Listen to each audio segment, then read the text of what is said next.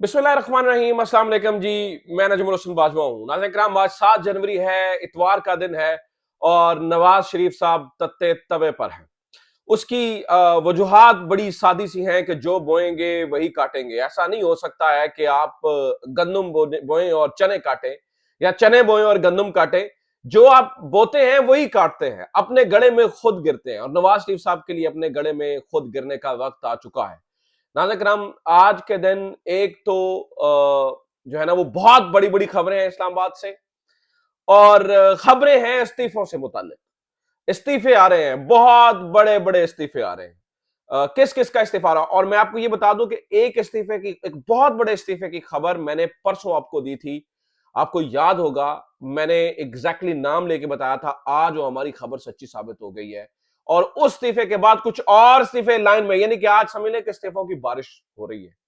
कौन कौन इस्तीफा दे रहा है, नवाज शरीफ साहब तत्ते तवे पर क्यों है, चचा भतीजी की लड़ाई ने क्या कर डाला है, और 9 जनवरी से पहले पहले क्या हो रहा है, ये सारी खबरें नाज़रीन किराम बहुत इंपॉर्टेंट है।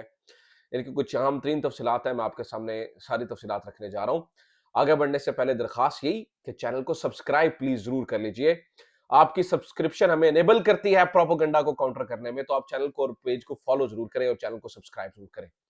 अच्छा जनाब, ये बिफोर दैट इसके मैं आपके सामने ये सारी खबरें रखूं, और मैं आपको बताऊं कि किस कदर मुश्किल में फंस चुके हैं अब शरीफ बरादरान। इससे पहले आप जो है वो इस बात के लिए जो है ना वो जमा खाते रखें कि कराची के साहिल से थोड़ी सी दूर समंदर के अंदर एक शार्क मछली भूखी घूम रही है।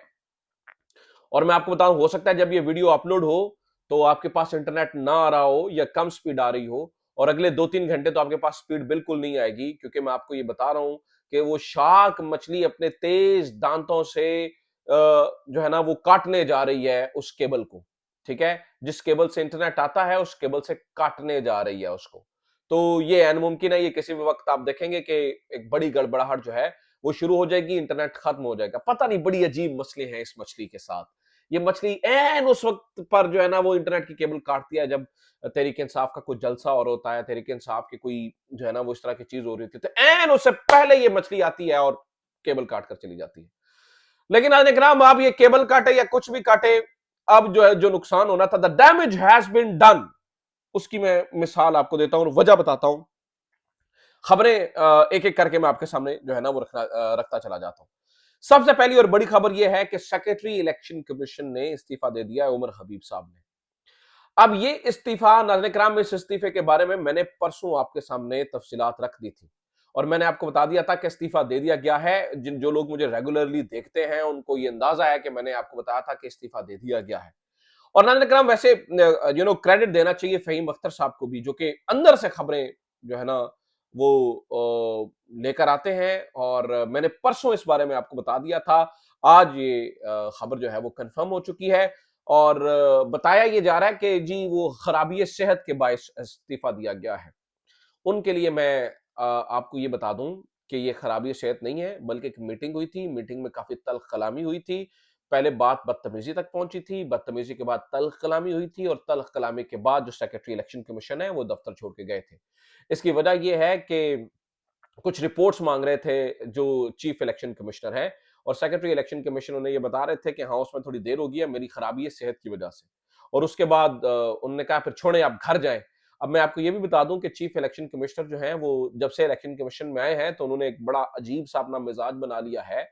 ब्यूरोक्रेट तो वो शुरू से थे ही, लेकिन अब नीचे जो अफसरान है, क्योंकि ज्यादातर फहीम साहब ने बताया कि उनके नीचे रिटायर्ड अफसरान है जिनको कॉन्ट्रैक्ट पे लेके आया गया है, तो इसने उनकी नेचर के अंदर एक खास किस्म के जो है ना वो तब्दीली लेके आई है। खास किस्म की तब्दीली उनकी नेचर में आ गई है, और वो ना सुनना बर्दाश्त नहीं करते और अफसरों को मुकम्मल कंट्रोल में रखते हैं, क्योंकि उन्हें पता है कि इनके करता धरता मैं हूं। मैं जब चाहूंगा इनका कॉन्ट्रैक्ट कैंसिल करूंगा और इनकी नौकरी खत्म हो जाएगी। ज्यादातर जो लोग हैं वो रिटायर्ड होकर आ रहे हैं ना, मतलब किसी डिपार्टमेंट से रिटायर्ड होते हैं और रिटायर्ड होकर इधर आते हैं, और उसके बाद वो मुकम्मल चीफ इलेक्शन कमिश्नर साहब के कंट्रोल में चले जाते हैं। चू चा नहीं हो सकती है, तू तड़ा भी नहीं हो सकती है। जो चीफ इलेक्शन कमिश्नर साहब कहते हैं वो करना पड़ता है। ये सारी सिचुएशन है। इस वजह से उनका जो मिजाज है वो काफी अक्खड़ हो चुका है चीफ इलेक्शन कमिश्नर का, और इसी वजह से ये गड़बड़ हुई। लेकिन सवाल यह है कि फिर नवाज शरीफ तत्ते तवे पर क्यों है, इसकी मैं वजूहात अगले इस्तीफों में आपको बताता हूं। और किस किस का इस्तीफा आ रहा है ये भी मैं आपके सामने रखता हूं। लेकिन उससे पहले नाज़रीन किराम ये जान लीजिए कि इकोनॉमिस्ट ने वर्ल्ड रिकॉर्ड कायम किया, बहुत बड़ा रिकॉर्ड कायम हुआ। वो हर आधे घंटे बाद, 2 घंटे बाद, 3 घंटे बाद ट्वीट मारते हैं, इनको जलाते हैं। आज सुबह सवेरे भी उन्होंने दोबारा से ट्वीट किया और उस ट्वीट में मेरे ख्याल से घंटे के अंदर, 1 घंटे 1.5 घंटे के अंदर 2 मिलियन व्यूज उस ट्वीट ने ले लिए। इस कदर उनकी इकोनॉमिस्ट इकोनॉमिस्ट जो है ना वो दे आर लविंग इट। उसके बाद खबर ये है कि अल जजीरा ने एक पूरी डॉक्यूमेंट्री इमरान खान पे बना डाली है और वो डॉक्यूमेंट्री इस टाइम पर जो है ना वो ट्विटर के ऊपर वायरल भी है। मैंने इकोनॉमिस्ट अल जजीरा इनसे भी आगे निकल गया है और अब आप अल जजीरा के ऊपर भी मुकदमा कीजिए। बल्कि मैं आसमा शराजी साहबा को कहना चाहूंगा कि आप या मुर्तजा सोलंकी साहब को कहना चाहूंगा कि आप आदाब सहाफत जो है वो अल जजीरा को भी सिखाइए। उन्हें बताइए कि सहाफत क्या होती है, उन्हें बताइए कि आप सही सहाफत नहीं कर रहे हैं। आपने सही सहाफत सीखनी है तो पाकिस्तान के इन मायनाज सहाफियों से सहाफत सीखें। ये आपको बताएंगे कि क्या रमूज़ अवकाफ होते हैं सहाफत के, ये आपको बताएंगे सारी चीजें। तो अल जजीरा ने भी नाज़रीन कराम मंजी ठोक के रख दी है, ये भी है। अब नाज़रीन कराम मैं आपके सामने जो परसों मैंने एक और खबर दी थी वो भी अब आप मैं क्योंकि परसों जो खबर दी थी वो आज पूरी होती नजर आ रही है। अब मैं अगली खबर आपके सामने रख रहा हूं। मैंने आपको बताया था ये ऐन मुमकिन है, देयर आर हाई चांसेस के वजीर आजम की छुट्टी हो जाए। जनाब ये जो हमारे निगरान वज़ीर आज़म हैं अनवारुल हक काकड़ साहब, इनकी जो है वो छुट्टी हो जाए और इनकी जगह जो मोहसिन नकवी साहब हैं वो सामने आ जाएं और मोहसिन नकवी साहब को प्राइम मिनिस्टर बना दिया जाए और पंजाब के अंदर एक नया वज़ीर आला जो है वो लेके आया जाए। आप कहेंगे आईनी तौर पे मुमकिन नहीं है। आपको केड़ा आइन? कौन-सा आइन? किस तरह का आइन? कैसा आइन? किस आइन की बात कर रहे हैं आप? पाकिस्तान में आईनी तौर पर जो मुमकिन नहीं था वो सब कुछ हो सकता है। बस इशारे की देर है। तो इशारा हो गया तो ये सारी चीज़ें भी हो रही हैं। अगले ये इस्तीफे किसी भी टाइम जो है वो मुमकिन है कि आ जाए। आप ये देखिए कि 30-31 दिन रह गए हैं। 8 जनवरी को जो है 8 फरवरी को जो है ना वो इलेक्शंस हैं। आज 7 जनवरी है, 8 फरवरी को इलेक्शंस हैं और कोई तैयारी नहीं है। नाज़रीन किराम किसी किस्म की कोई तैयारी नहीं है, वो आपके सामने ही है। मैं जो है ना वो आपके सामने मज़ीद इसकी तफ़सीलात जो है ना वो मैं क्या रखूँ। अच्छा जनाब, चचा-भतीजी की लड़ाई, इसने पार्टी का बेड़ा गर्क कर दिया। अब मैं ज़रा नवाज़ शरीफ साले वाले मामले पे आ रहा हूँ। देखिए नवाज शरीफ साहब ने अभी तक अपनी टिकटें अनाउंस नहीं की। हालांकि जब से आए हैं वो टिकटों के ऊपर लगे हुए हैं। टिकटें कब मिलेंगी, किसको मिलेंगी, किस धड़े को मिलेंगी, किस ग्रोह को मिलेंगी। ये एक बहुत ज्यादा मैसी किस्म की सिचुएशन हो गई है पाकिस्तान मुस्लिम लीग नून के लिए। उसकी वजह यह है कि आईपीपी को आपने अकोमोडेट करना है, लोटों को आपने अकोमोडेट करना है, जिन लोगों के साथ वादे किए थे, जिनसे 2 नंबरी आपने करवाई, उनको आपने अकोमोडेट करना है। और ऐसी सारी अकोमोडेशन के अंदर जब आप अकोमोडेट कर रहे होते हैं तो फिर आपका जो जेन्युइन पार्टी वर्कर है उसका क्या करना है। वो लड़ाई जो है वो अलग से जारी है। अब यहां पे मसला ये है कि 2 ग्रुप हैं पार्टी के अंदर जो कि मसले क्रिएट कर रहे हैं। एक चचा और भतीजी, ये दोनों। भतीजी का मानना यह है कि बहुत सारे लोगों को टिकट देने की जरूरत नहीं है। चचा ये कहते हैं कि मैंने आगे बढ़ बढ़ के वादे किए हुए हैं, फिर मेरी वक्त खत्म हो जाती है। नवाज शरीफ साहब इस मामले में कंफ्यूज है। नवाज शरीफ साहब नवाज शरीफ साहब इज इन हॉट वाटर्स क्योंकि उन्हें समझ नहीं आ रही, क्योंकि एक तरफ से वहां से पीछे से जो है ना वो कमाने खींची जा रही हैं और फिर उन्हें कंफ्यूज किया जा रहा है। कभी कहा जा रहा है इंतखाबात हो रहे हैं, कभी कहा जा रहा है इंतखाबात नहीं हो रहे हैं। तो नवाज शरीफ साहब is in really in hot waters. अपना टोटल सरमाया लगा के वो यहाँ पर आ चुके हैं और मैं आपको ये बता दूं नाज़रीन किराम, अब अगर ये फैसला हो गया कि ना नवाज और ना इमरान, इमरान खान तो पहले ही जेल में है। मसला ये है कि नवाज शरीफ साहब के लिए प्रॉब्लम ये है कि अब वो यहां से निकल नहीं सकते हैं, वो यहां से जा नहीं सकते हैं। ठीक है, आपने मुख्तलिफ जगहों से जो है ना वो सर्टिफिकेट तो ले लिया कि आपकी आज़ादी होगी, सारी चीज़ें हो गई। But let me tell you something नाज़रीन किराम, नवाज शरीफ साहब की जब दिल चाहेगा तनाबें खींच दी जाएंगी। सारी चीज़ें उनके पास मौजूद है, हर चीज़ उनके पास मौजूद है। अभी जो नैब अपने जो है ना वो बिल्कुल मान ही नहीं रही कि हमारे पास है ही कुछ नहीं है, वही नैब बदल जाएगी। आप देखिएगा। तो इस बात के लिए नवाज शरीफ साहब अब बड़े सख्त परेशान है कि ना तो वज़ारत उज़्मा मिल रही है, जिसका वादा किया गया था, और ये जो पाकिस्तान में आ गया हूँ, ये उल्टा मैं दलदल के अंदर फंस गया हूँ, मैं जाऊँ तो जाऊँ किधर? लिहाजा सिचुएशन बहुत वर्स्ट हो चुकी है और मीनवाइल इसको फ्यूल अप कर रही है सिचुएशन पार्टी के अंदर, चचा और भतीजी की लड़ाई।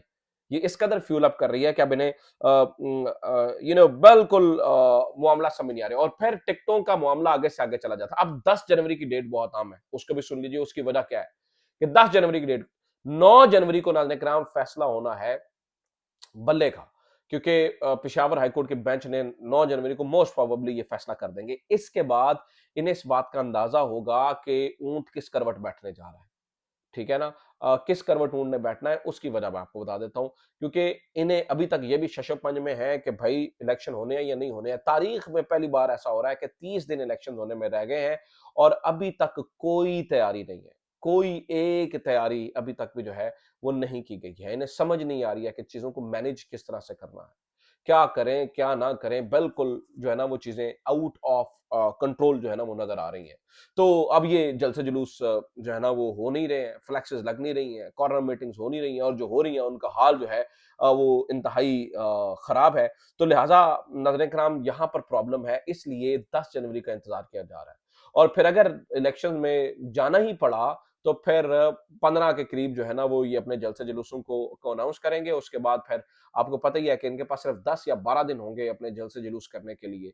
लेकिन मुझे नहीं लगता कि ये नौबत इनकी आएगी, क्योंकि एक बहुत बड़ी एक आप समझ लें कि एक वेव आ रही है जो सब कुछ बहा ले जाएगी हमारी इत्तलात के मुताबिक। अच्छा जनाब ये भी है, और फिर मैं आपको ये बता दूं कि कुछ और भी खबरें हैं, जैसे कि चौधरी निसार साहब की एंट्री दोबारा से होगी। वो बच्चों के सामने हाथ बांध के नहीं खड़ा हो सकता। इमरान खान के बारे में उन्होंने कहा जिगरी आ रहा है, उसके ऊपर मैं कैसे तनकीद करूं। आजाद इलेक्शन लड़ूंगा, उसके बाद देखेंगे। ऑब्वियसली उसके बाद वो फिर पीटीआई के अंदर शामिल होने को तरजीह दे रहे हैं कि मैं पीटीआई के अंदर जो है वो चला जाऊं। अभी वो मठा-मठा कह रहे हैं कि उनके मुकाबले में पीटीआई अपना उम्मीदवार ना खड़ा करे तो ज़्यादा अच्छा है। पीटीआई उनको स्पेस दे दे, ब्रीथिंग स्पेस, क्योंकि अगर चौधरी निसार के सामने पीटीआई का उम्मीदवार खड़ा हुआ तो Chaudhary Nisar is a gone case. Chaudhary Nisar साहब की जगह नहीं बचेगी, चाहे वो कुछ भी हैं। ठीक है? तो ये हिसाब-किताब है। अच्छा जनाब, एक बात मैं आपको बता दूँ, 100 बातों की एक बात। आज एक इलेक्शंस हो रहा है इधर बांग्लादेश के अंदर।